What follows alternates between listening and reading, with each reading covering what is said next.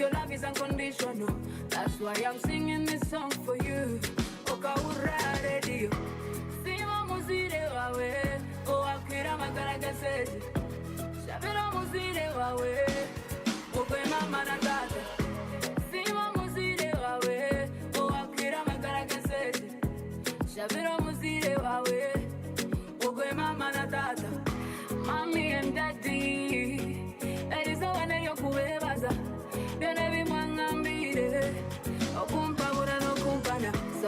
So today is your day, Papa. Never move like a sente. I got no worries, I got mama's blessings. Yeah. Come to Kakayumba, Tekamala. Havange Nive Santia. Nabulicho na chendi. Katiesa Okuevaza. Sima Muzide Wawe. O Akira Makaragaset. Shavira Muzide Wawe. Ogwe Mama Natata.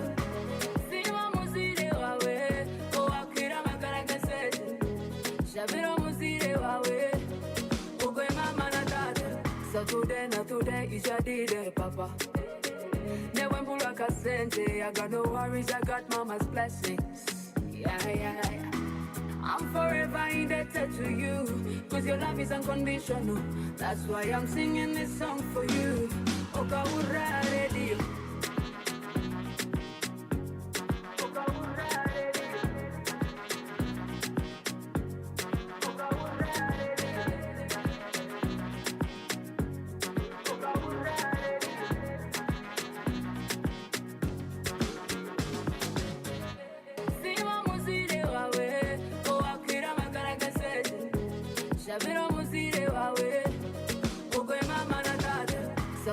So today is your day, Papa. Never move like a sente. I got no worries, I got mama's blessings. Yeah. I'm forever indebted to you, cause your love is unconditional. That's why I'm singing this song for you. Oka ura radio.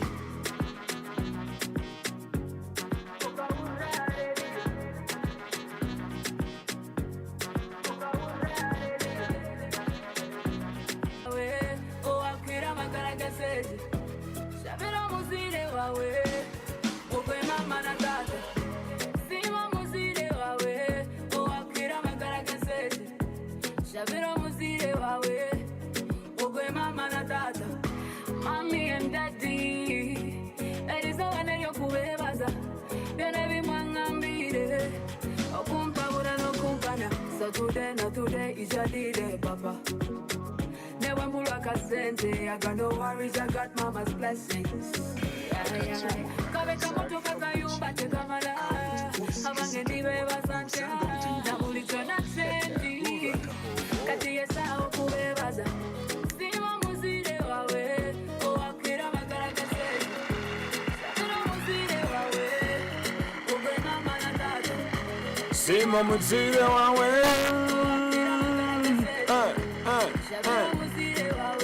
Aha. So today is your day, Papa. Never move like a sente. I got no worries, I got mama's blessings. Yeah. I'm forever indebted to you, cause your love is unconditional. That's why I'm singing this song for you.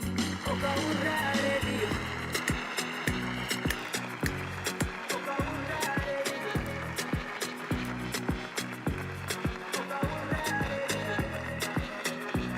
Yes, that's about the tune from Omega 256.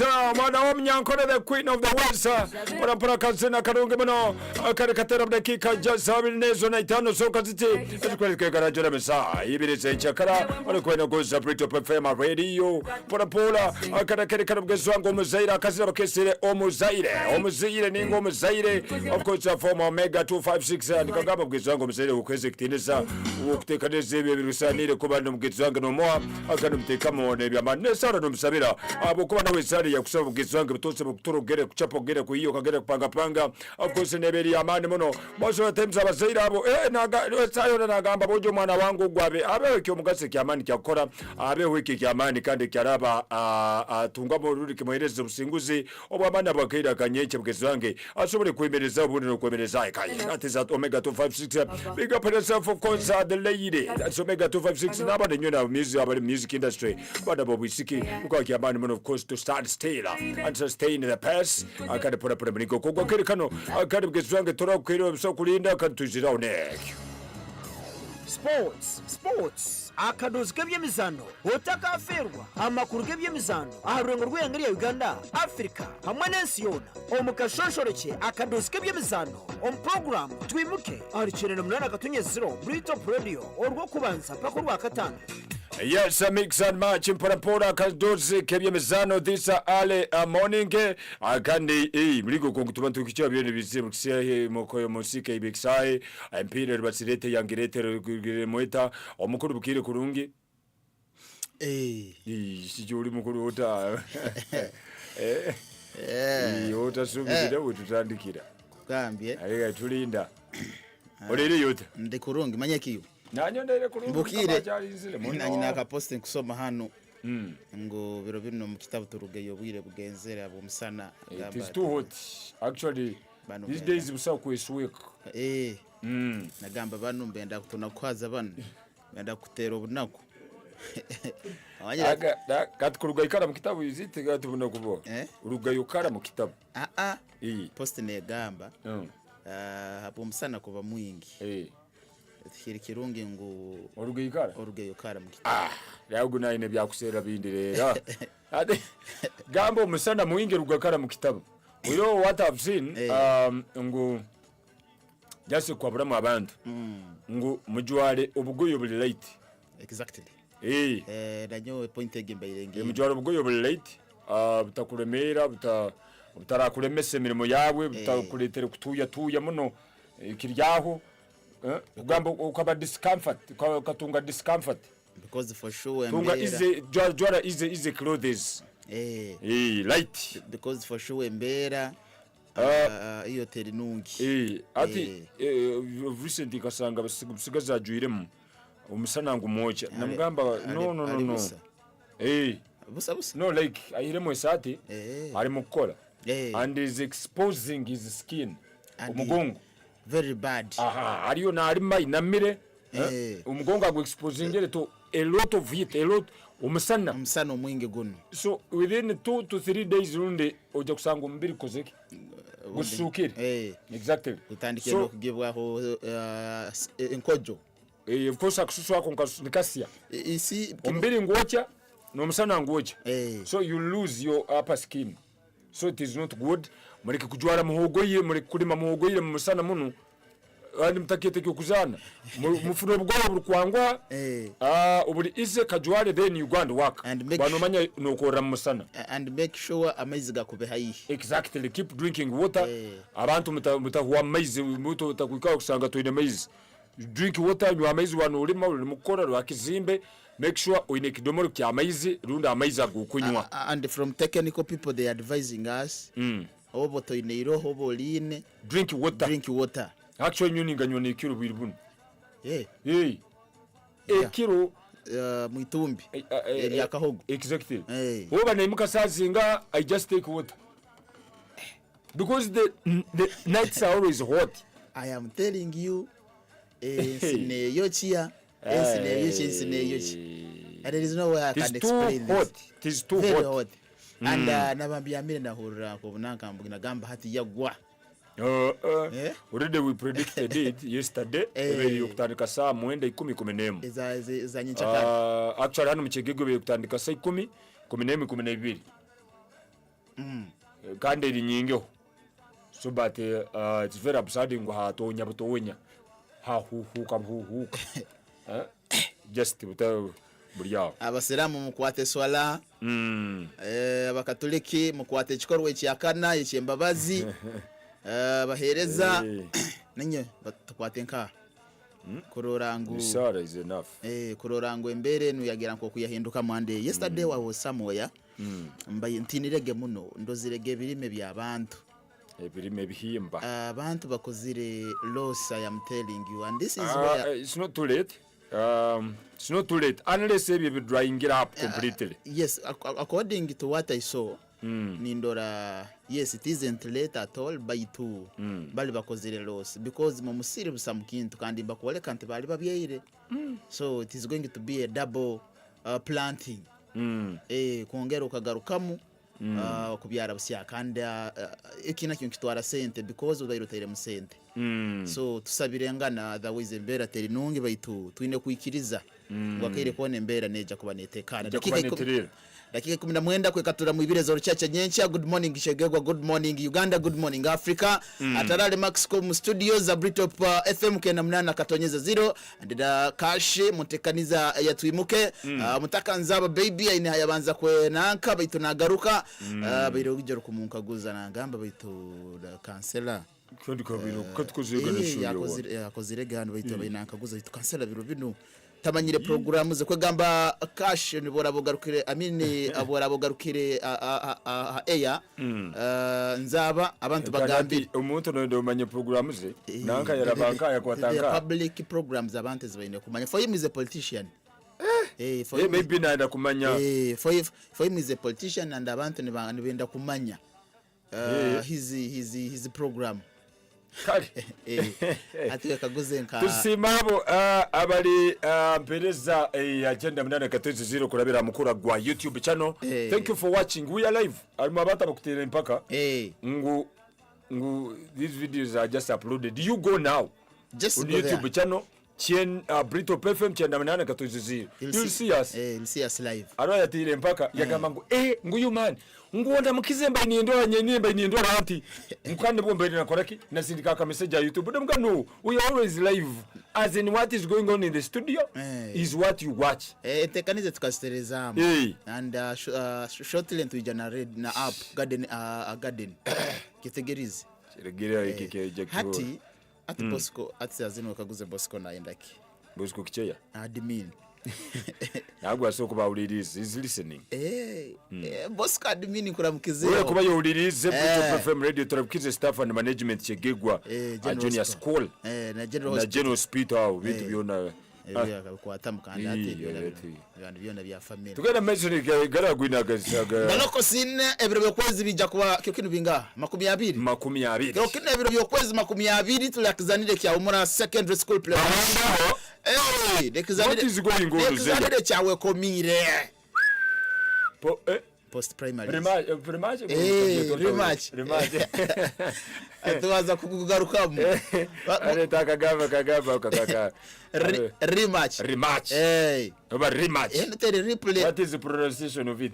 Rematch R-E no the pronunciation rematch aro muntu kweti baryaka liyeta kubi phrase so this is rematch kali tugende maize bakaingana mu buli kinto goal scored discipline simanyi biki byona bakaingana that is King Solomon's College Kyatega ni somero lya Kibuye Secondary School bivuba bibabugumere zija kubasaha ine zo rucaca nyencha manyi bare kwesimba mutawuni tugende maize abandi nabarora nibayija zija kubasaha ine zo rucaca nyencha ngo mzano nugo mzano batugutele yivu aliyo sponsor wenu sito batele yivu berura araho naka sempira kuri sempira mukuru yechemu bisa sempira Richard is my geography teacher mistagira ko kuwagira abantu barula mazima gadu bagarule araho ono wakibuye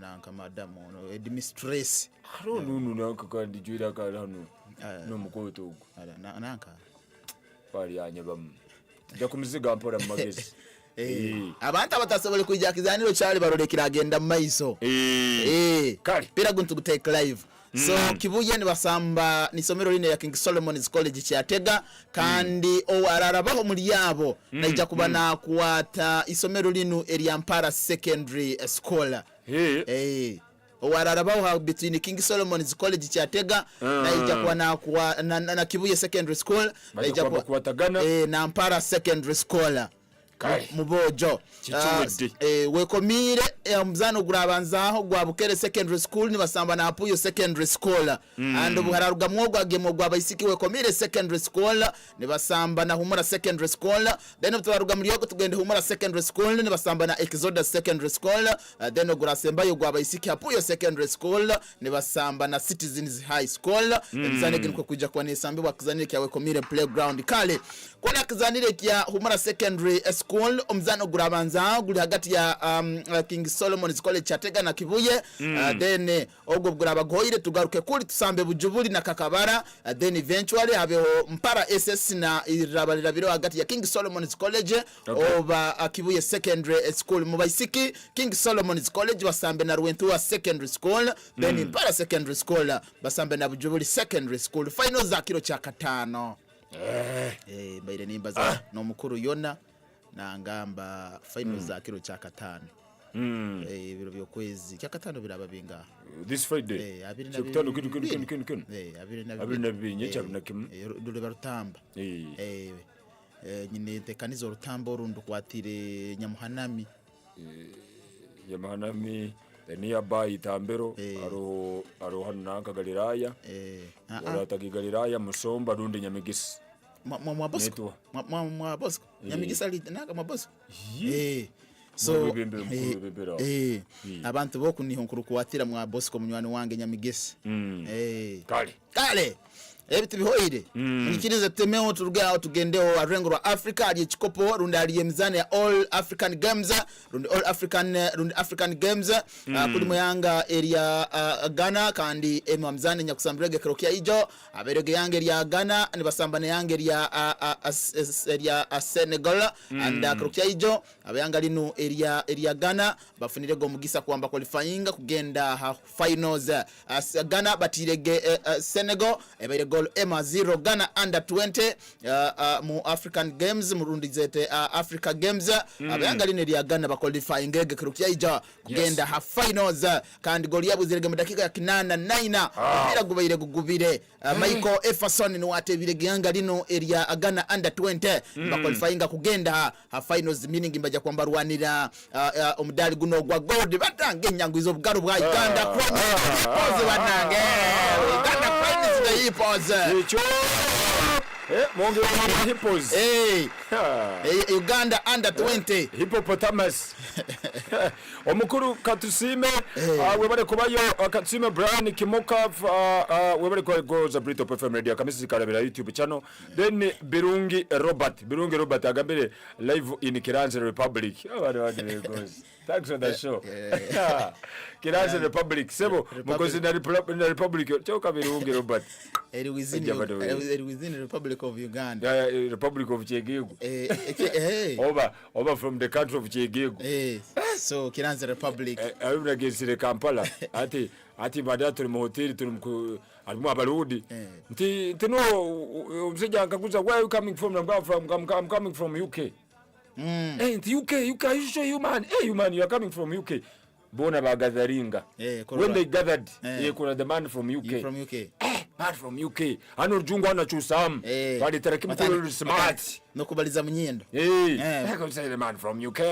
to signing a contract here Ndati UK now UK toja to basing ankano mganu it's this transport anu mitwaro next week to sato to UK you man are you okay numga I'm okay transport ya mitwaro sato namgamba you are joking tunga motoka will direct you ati mubyono muliriza naenda they were supposed to come to Chegego ati United Chegego ati mubyono muliriza naenda kumanya before you met them okabano bazorimi orujungo rwa Uganda of course abantu medium of communication rwa rujungo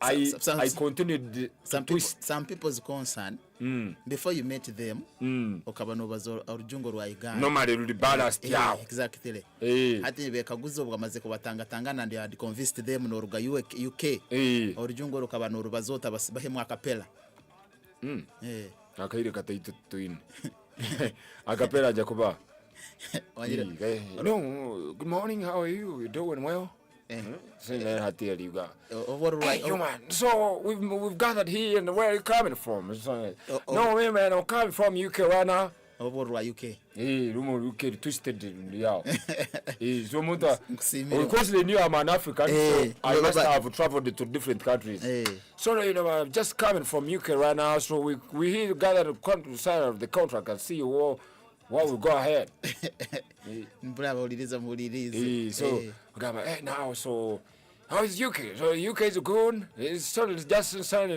these days. It's too hot actually. Temperatures are always high. In the case I'm called.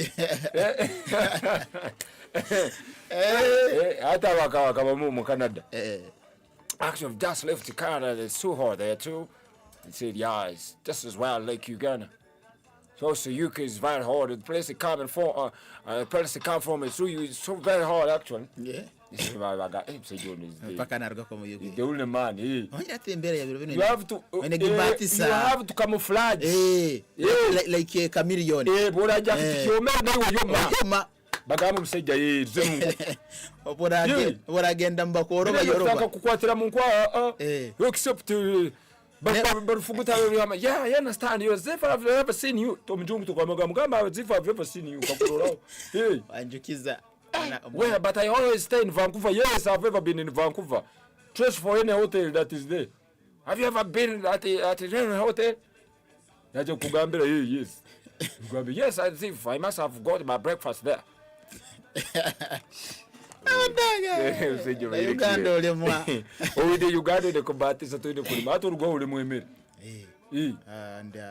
and nienda kugambira iwe utatinaga kubaza Rungereza and some hotels by the way somebody would say you want miss frog at you say I miss what baja kulete kikero usango sabire kere because you want to jakwisiba bintu bindi just ora gume usabe byawo. I am telling put you some sweet potato, banana, rice, beans, go ahead sabe byawe continue. There are some hotels in Ambele batakuchumba bitakulina kibi baja kugamba missed meat, missed frog meat ati bakuletere kikere kitabatabwire hato fafagane nakyawo ukisabirira already tikicyagarukayo hato utandika utanke kueganya birwe izirira uwa utakalire birwe izirira mitwaro 10 kere ngundu yekere bagitumira aho no muceceri banaganagiro and you see if you're coming from up countries let's say na ruganka cyegegwa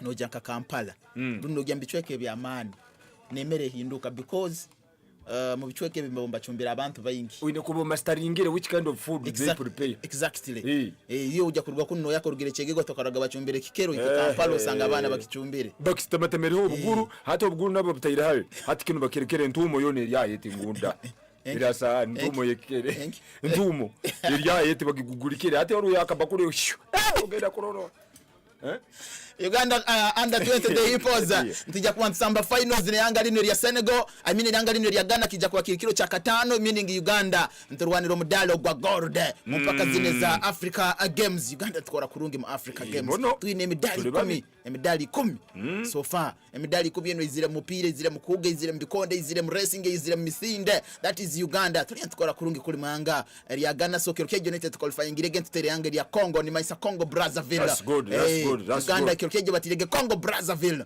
not DR Congo inya basomere history Democratic Republic of Congo they turi kwa Congos DR Congo enu hano kora babundi bujo kataka nanka yawo giya balirano egine bageta DR Congo hati ni manyisa Congo Zaire yaba mubotu sasa nizo group hizo so kirikiro tubamigire na ibiri qualifying agenda finals kandi mzano gonu gwa kiro cha katane birokweza 22 akule akizanire kya Accra Sport Stadium wa Uganda under 20 the hippos tsamba na Ghana kandi mbakazi tukarugamo bambi sore Queen Ukraine ze karugamo baitu intimate ya basaija emazire genda finals eze chikopo kinu ekya Africa Games anya kumputuliriza Brito FM ready dakika ziri mukaga zonka kwe katora msaziri ina ibiri ezori chacha nyencha kikana papa msaziri ibiri ezori chacha nyencha tabaki mutanyikiriza kainuka ningenda mpake za post primaries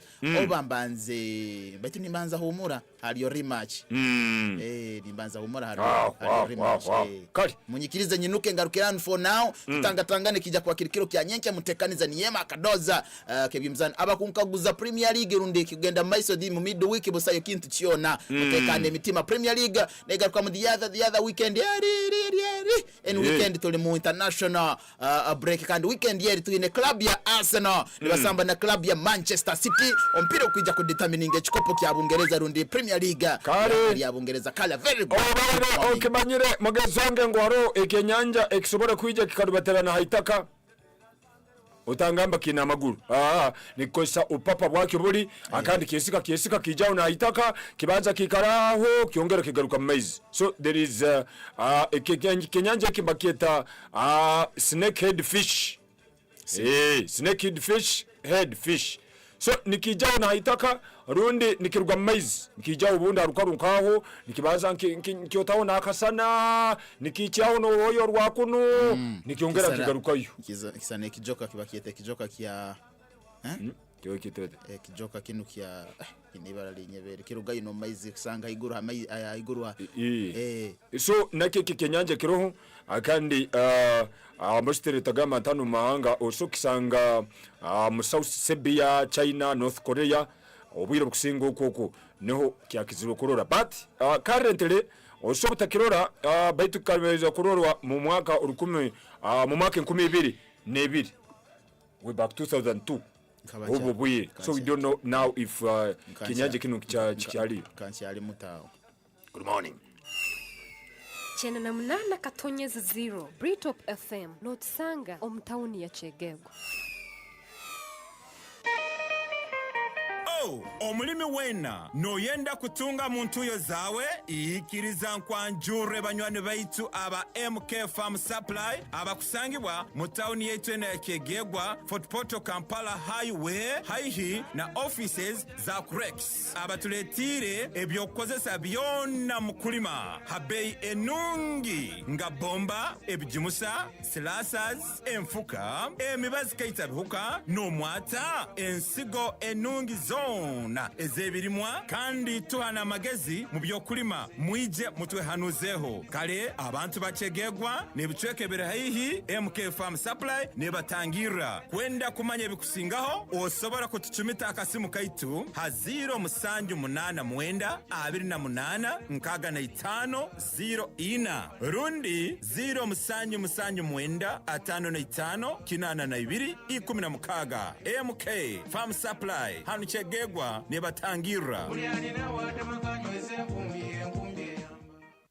twala bana basome omukulu kalenzi kano rubatana n'abaana bawe noseera kiki ngambira leka wewe omukulu kabuleta koko rukurura abana ba ogwa amazire ya kana ogwa amazire ya mukaga bona bakaika amasomo ga sayansa bangambe nibetaga kusoma obusahu ndiyo ni seri isomero mbere ndabasomeseza nyencha ntiyijukiza humura isomero liri mu Lyonka Prime School of Nursing and Midwifery Kijuiga Chenyojo District isomero limu kichweke kitekaine kandi kichulire abegesa batendekerwe kurunge kumara isomero linihandikisibwe mu kitongole by'enyegesa n'ebyemizano mu government ya Uganda nilitwara abojo n'abaisiki abamazire senior ya kana runde ya mukaga kandi oburaro bwabegi burungi muno leka we abana ne babalisa kurungi muno kandi ebyemizano ne babitwara nke kikuru bano ne batwara abana mu index 2 ya January ne ya July oijuke ngo kuandikisa kulyo ni kugenda maiso alaza paka cha katano tandikanye nchakara paka rwebajo ha Prime School of Nursing and Midwifery Kijuiga kwetaka kumanya bikiraho tera hasemo 0 kaga nkaga ne Burundi 0 kinana na 3 kinana na 2 nkaga na 3.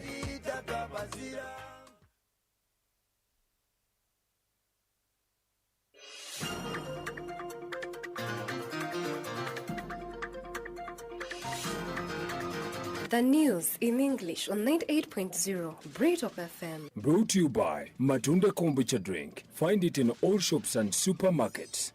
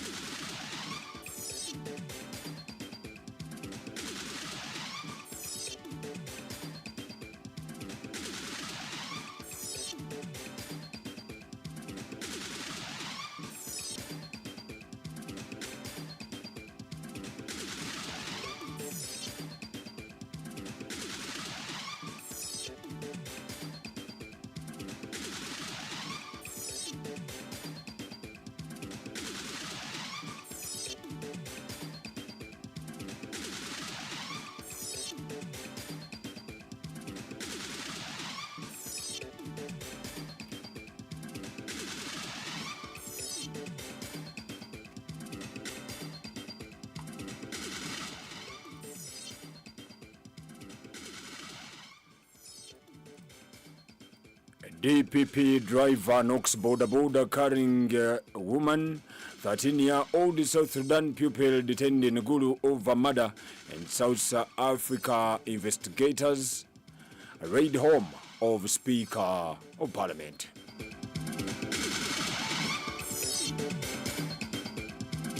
A very good morning, our dear listener of 98.0 Britop FM radio, live broadcasting here in the heart of Chigigo. News in English at 8 a.m. in the morning. In details, Amali Naitwe Kasoro. The Office of the Directorate of Public Prosecution was yesterday forced to issue a public apology following a social media outrage after one of the officials' car knocked a woman and her school-going child riding on a boda.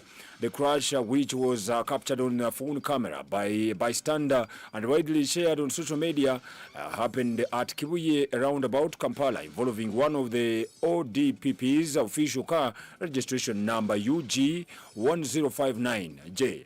Although the DPP spokesperson Jacqueline Okui said they had reached out to the victims and were working closely with the police authorities to manage the situation and ensure that they receive all necessary support. Cases of indiscipline by the government drivers on Uganda roads are common, partly due to impunity. But Ms. Okui said they understand that the safety of all individuals on the road is paramount, and they are taking the necessary steps to ensure that appropriate measures are taken to prevent similar incidents from occurring in the future.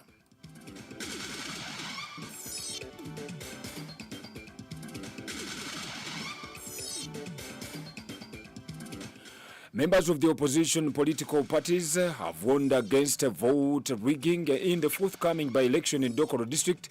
The seat became vacant following the passing of the former woman MP Cecilia Barbara Otim Ogwal on January 18, 2024. Referring to how things unfolded during the Oyam North by-election, the politicians demanded impartiality and vigilance from voters and the Electoral Commission ahead of 21st Thursday polling day.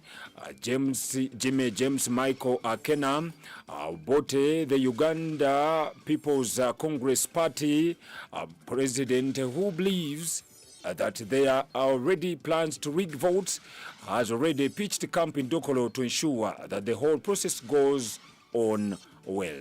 James Michael tells our reporter.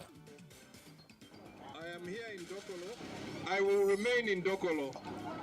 And I shall ensure that up to the point when this election is going to end, I am here. My purpose is to make sure those who want to steal this election will not be able to steal the election. I have warned those who have ideas of stealing, I will not accept. I don't have to shout, I'll make my point very clear, it is not going to happen. Patrick Oboya Muriat, the Forum for Democratic Change Party president, who confirmed that by-elections are always married with vote rigging, says his party will use late Cecilia Ogwala's structures to protect their votes. And Patrick Oboya tells our reporter. Vote rigging has been a challenge throughout most of these elections. In the by-elections particularly, we have had to fight to ward off the possibility of vote rigging. But I think that we have in Dokolo a very strong team that worked with Cecilia Ogwal to avert any form of rigging. And I believe that we are going to adopt this particular team to ensure that it helps us to provide the security of votes, to encourage people to go and vote, and then, to protect our victory. David Kennedy Odong also told a reporter the Albertong UPC district chairperson also urged the voters in Dokoro to cast their votes in confidence, knowing that it will be protected.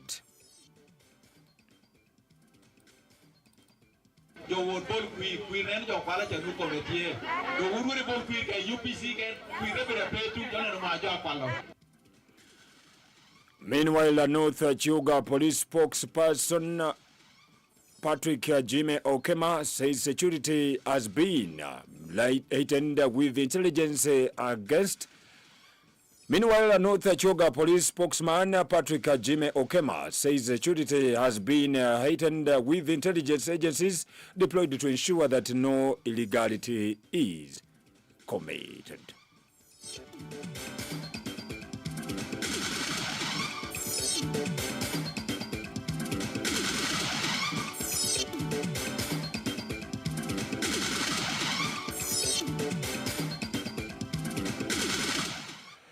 Police in Gulu district have detained a 13-year-old girl on murder charges after she allegedly killed a fellow pupil at Divine Care Nursery and Primary School. According to police, the suspect and her victim, only identified as Tracy Nyatrich, both South Sudanese nationals, were in the boarding section at school in Gulu district, northern Uganda. Police spokesperson Fred Nanga said the facts gathered indicated that the two pupils deployed a quarrel while fetching water, and as a result, the suspect grabbed the victim by the neck and strangled her. She immediately after pushed the victim, who fell hard on the ground and became unconscious, and was rushed to St. Mary's Hospital, Laka, where she was pronounced dead on the arrival. The body of the victim was transported to St. Mary's, Laka for postmortem, while the suspect was taken into a female custody, as still investigating the matter.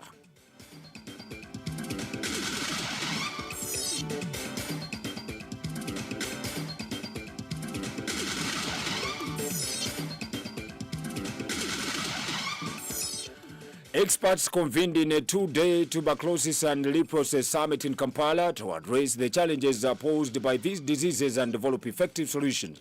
Dr. Charles Solaro, the Director of Clinical Services at the Ministry of Health, emphasized the urgent of combating TB, noting that it currently claims more lives than malaria in Uganda.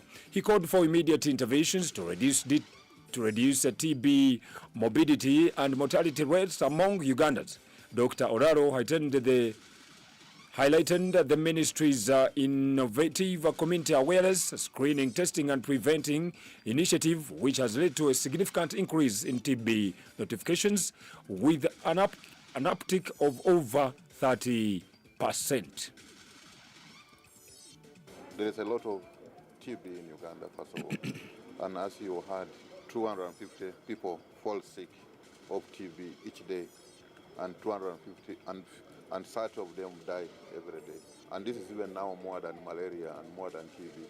So that means that as a country, we are looking at how can we be able to reduce the morbidity and the mortality from TB.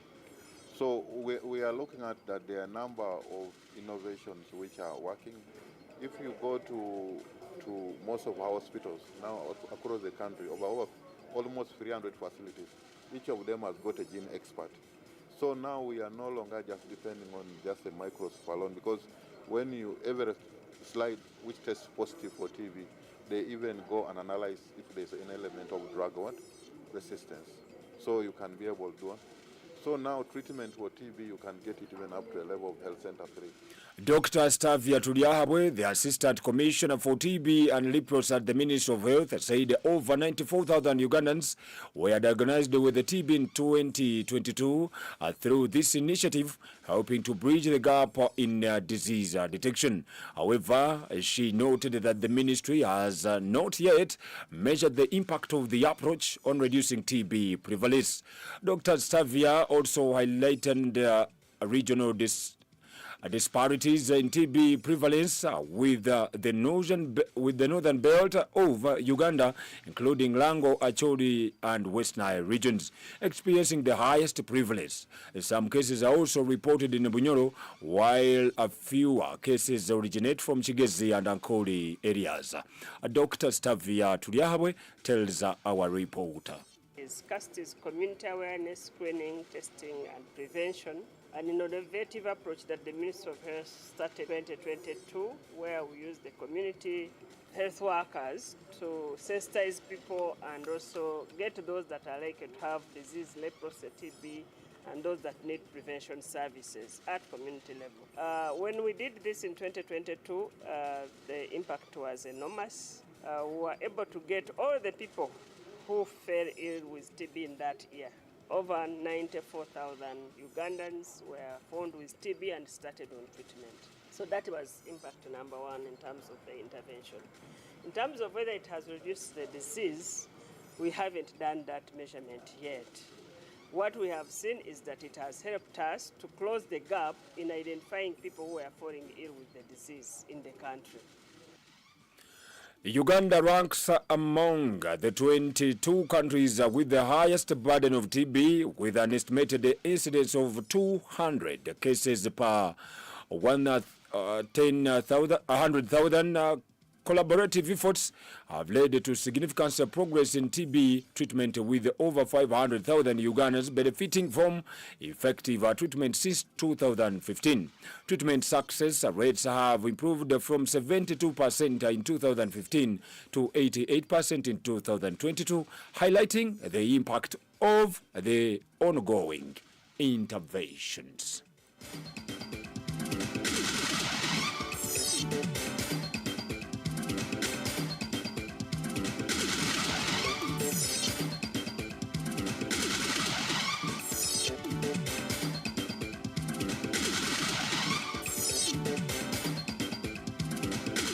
You're still listening to 98.0 Britop FM is our frequency module, broadcasting live in town of Chegegwa. And we appreciate for those watching us and following us on YouTube channel. That is the Britop FM 98.0. We thank you. Keep those comments loading. Probably share the link to the rest of the world. We'll be part of the digital family.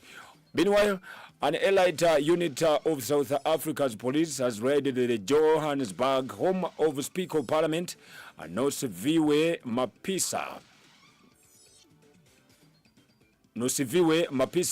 Nkakula, over corruption allegations. She has been accused of soliciting bribes in return of awarding contracts when she served as defense minister.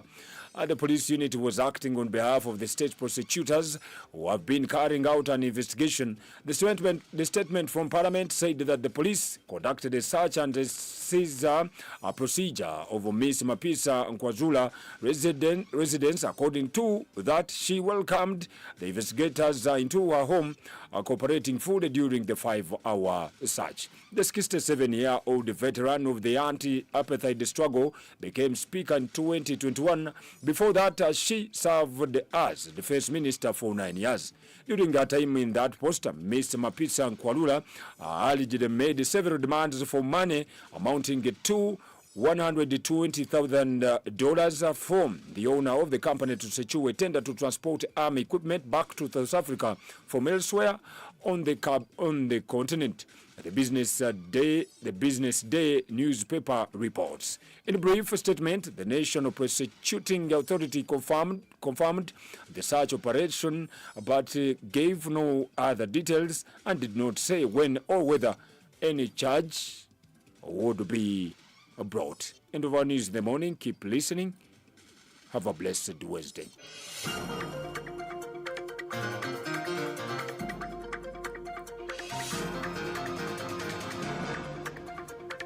That was the news in English on 98.0 Britop FM. Was brought to you by Matunda Kombucha Drink. Find it in all shops and supermarkets.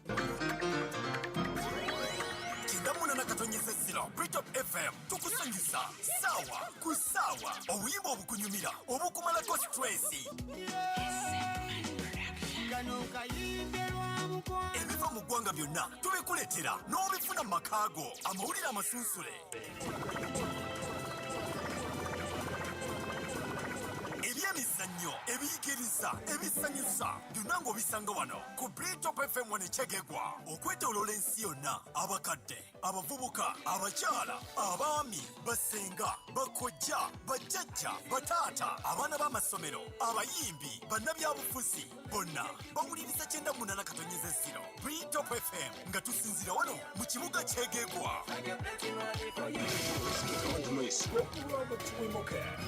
Nore umuntu yaje mwirwara gire kurwaza kiza kwijo ajananyira mu mukiri barungi akamere wa reka tukwa akamera akayuririra we nakuletira akamere kandi bazoliye nakuriyeho bonje nabandi nabanje maze mundeke kumure tutari tusimbire muri reka barungi akacaye kanu nankuterire mu mujaje nibyo kora wewe nankuterire mu mujaje kare hata akimaraga kare wewe bimere kandi ate birahora mbitira swali wewe reka mbiri hati twakora tutene nagitekera sahani ngo kandi hati giri mushate kandi giri hate ragia kafe nakiri nabino bikuru ebirikusekesa hatazino batumira emitwaro esatu yewe batumira emitwaro esatu ya photosynthesis ati obwageta photosynthesis nomanya uhura n'ibijum yagira hariyo nako wasauda kweli is apparatus for all children kanu wasaudo kanu waliyo kandi kanu kana basa kuiza saa 12 za ninjekara mpaka saa 4 utagisubwaka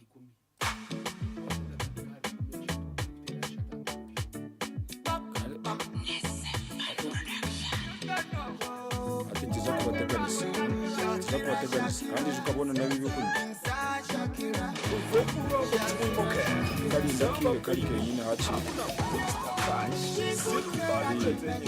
ibigambo n'injekara ibirukusekesa amuno kumanyisa ukubura tuwimuke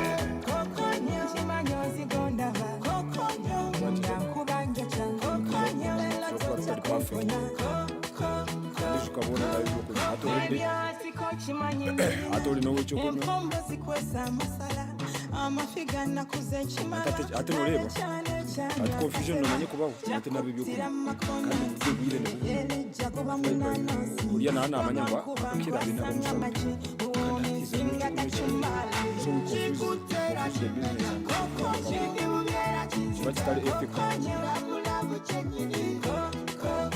yakira mununga kandi biri muri sponsor nje naho nabamanya abantu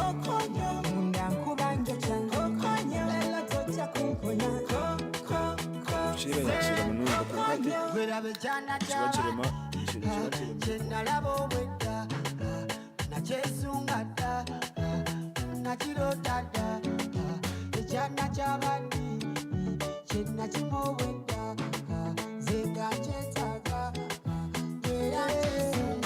chikutera chimenya chimubyera chinzita labulabu chenyini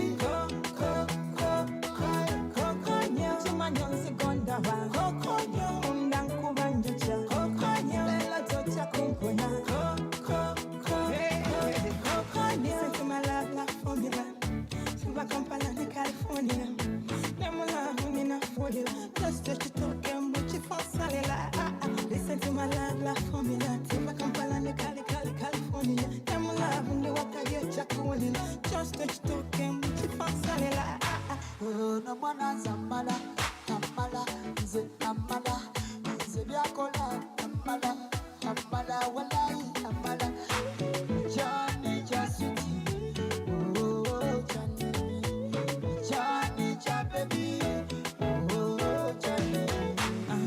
Olabi katondaba, kokonya, kanshuke mondabe, kokonya, wana ibinyuma,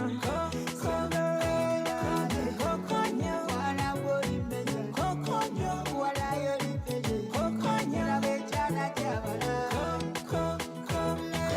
kokonya, umukwano gwenyini, kokonya, enzu mwana yenyini, kokonya, ewalota mwenyini, kokonya, baby face, kokonya, labechana jabala, kokonya, baby face, kokonya.